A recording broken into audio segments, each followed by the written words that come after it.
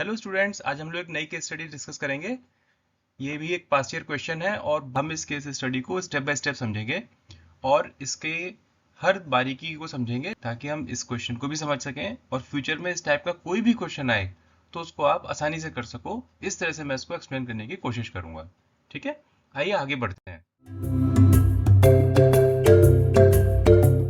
Students, please comment on this video and subscribe our channel.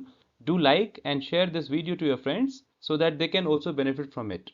Now in this diagram we can see a road which is pretty long one.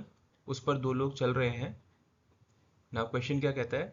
Two people are 16 kilometer apart on a straight road. They start walking at the same time.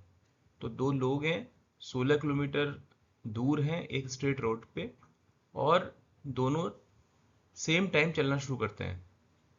If they walk towards each other with different speeds, they will meet in 2 hours. तो अगर वो दोनों एक दूसरे की तरफ चलते हैं, towards each other यानी एक दूसरे की तरफ चलते हैं different speeds पर, तो वो 2 घंटे में मिलते हैं।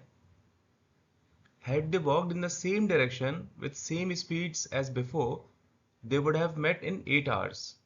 और अगर दोनों एक ही डायरेक्शन में चले होते सेम स्पीड पर जैसे पहले थी तो वो 8 घंटे में मिले होते।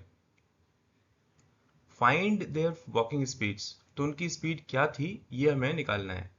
सॉल्व करने के पहले लेट्स अंडरस्टैंड कि हम उसको कैसे अप्रोच करेंगे। ठीक है, इसमें एक कॉन्सेप्ट लगता है बच्चों कि जो ऑपोजिट डायरेक्शन में चलते हैं तब क्या टाइम लगता है और क्या स्पीड होती है। इसका कॉन्सेप्ट आपको क्लियर है? अगर नहीं तो लेट्स डिस्कस। इसी तरह जब सेम डायरेक्शन में चलते हैं तो क्या टाइम लगता है और क्या स्पीड होती है, इसको भी हम डिस्कस कर लेते हैं। ठीक है, अगर हमने ये पॉइंट समझ लिया कि अपोजिट डायरेक्शन में चलने पर क्या स्पीड होती हैं, सेम डायरेक्शन में चलने में क्या स्पीड होती हैं, ये कॉन्सेप्ट जरूर समझ लेना इस क्वेश्चन के अंदर, क्योंकि इस कॉन्सेप्ट को अगर आपने समझ लिया तो इस टाइप का कोई भी क्वेश्चन कभी भी बिना हिचक कर लोगे। आइए सॉल्व करना शुरू करते हैं। तो चलो मान लेते हैं कि जो उनकी स्पीड है वो x किलोमीटर पर आवर और y किलोमीटर पर आवर है। ठीक है, तो अगर पहला केस लेके चलते हैं जब उसने दिया था ऑपोजिट डायरेक्शन में चलते हैं। जो ऑब्जेक्ट्स हैं हमारे जो ऑपोजिट डायरेक्शन में चलते हैं यानी एक दूसरे की तरफ चलते हैं, एक लेफ्ट से राइट की तरफ दूसरा राइट से लेफ्ट की तरफ चलता है, तो उनकी इफेक्टिव स्पीड क्या हो जाती है x plus y kilometre per hour, दोनों जुड़ जाती हैं स्पीड। ठीक है, इस कंडीशन में क्या दिया हुआ है, टाइम कितना लग रहा है 2 घंटे। तो time is equal to distance upon speed. हमें टाइम दिया हुआ है 2 घंटे, डिस्टेंस हमें दी हुई है 16 किलोमीटर, तो स्पीड हमारी हमने लिख दी x प्लस वाई। इससे हमारा निकला x plus y is equal to 16/2 और 8। ये हो गई हमारी इक्वेशन नंबर 1। ठीक है, अब सेकंड केस लेते हैं जिसमें सेम डायरेक्शन वॉक है। जब सेम डायरेक्शन में वॉक करते हैं तो जो इफेक्टिव स्पीड होती है वो क्या होती है, डिफरेंशियल होता है दोनों स्पीड्स का, यानी x minus y kilometre per hour. इस गिवन कंडीशन में या इस क्वेश्चन में हमें दिया हुआ है टाइम टेकन इज 8 आवर्स। तो same formula, time is equal to distance upon speed. तो हमारा टाइम है 8 आवर्स, डिस्टेंस है 16 किलोमीटर और स्पीड कितनी है x minus y kilometre per hour. तो इससे क्या निकला, x minus y is equal to 16/8 और we can say x minus y is equal to 2। यहाँ पर ये जो इफेक्टिव स्पीड है x प्लस वाई और x माइनस वाई, इसका मैं एक अलग आपको डिटेल्ड वीडियो दूंगा जिससे कि आपको एक कॉन्सेप्ट क्लियर हो जाए कि हम x प्लस वाई क्यों ले रहे हैं और x माइनस वाई क्यों ले रहे हैं। उसकी लिंक भी ऊपर आ जाएगी वीडियो पे, तो आप आराम से देख पाओगे।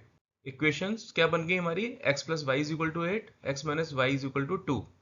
इन इक्वेशंस को ऐड कर देते हैं। So what do we get, 2x is equal to 10 और x इक्वल टू 5। सिमिलरली अगर हम फर्स्ट इक्वेशन में x इक्वल टू 5 को पुटअप कर दें तो what do we get, 5 plus y is equal to 8 और y is equal to 8 minus 5 which is 3। तो हमारी वॉकिंग स्पीड्स क्या निकल आई बच्चों, 5 kilometre per our and 3 kilometre per our. Clear हो गया यहाँ तक? कोई दिक्कत तो नहीं, कोई कंफ्यूजन तो नहीं? ग्रेट। अगर लगे कुछ गड़बड़ है तो आप वीडियो को रोकना, पीछे से फिर से सुनना और आपको क्लियर हो जाएगा। ठीक है, समरी कर लेते हैं। तो हमने क्या करना है, जो ऑपोजिट डायरेक्शन में चल रहे हैं जब, तो उसमें स्पीड्स को ऐड करना है। जब सेम डायरेक्शन में चल रहे हैं तो हमने स्पीड को माइनस करना है, सब्ट्रैक्ट करना है, और इक्वेशंस जो बन जाएंगी उन इक्वेशंस को हम सॉल्व कर लेंगे तो हमारा सॉल्यूशन निकल आएगा। तो हमारी स्पीड्स कितनी निकली, 5 kilometre per our and 3 kilometre per our. इति समाधानम। बोर्ड के एग्जाम में फुल मार्क्स आप कैसे स्कोर कर सकते हैं, इसको स्टेप बाय स्टेप लिखने का तरीका आप हमारी वेबसाइट saplingacademy.in पे जाए, वहां पर आपको पूरा स्टेप बाय स्टेप में सोल्यूशन मिल जाएगा। उसकी लिंक मैंने डिस्क्रिप्शन में दी हुई है, जिससे कि आप पूरा तरीका सीख सकते हैं और बोर्ड में एक भी मार्क आपका नहीं जाएगा। इस टॉपिक के ऊपर अगर आपको महारत हासिल करनी है, हमने इस टाइप के और भी PYQs लिए हुए हैं, वर्ड प्रॉब्लम्स ली हुई हैं, केस स्टडीज ली हुई हैं, उसकी लिंक मैंने डिस्क्रिप्शन में दी हुई है। उसके वीडियो सॉल्यूशन भी उसमें एम्बेडेड है। अगर आपको कोई भी क्वेश्चन सॉल्व करना है, इसके ऊपर और मास्टरी करनी है, तो बिल्कुल जाकर के इसको बिल्कुल खा पी जाओ, खत्म कर दो इस टॉपिक को, इसके ऊपर पूरी मास्टरी कर लो। इस टॉपिक के ऊपर कोई भी क्वेश्चन आ जाए आपको बिल्कुल डर नहीं लगना चाहिए, कॉन्फिडेंस बना लो अपने अंदर। और कोई डाउट हो, कोई चीज नहीं समझ में आई हो, मुझे कमेंट में लिख देना।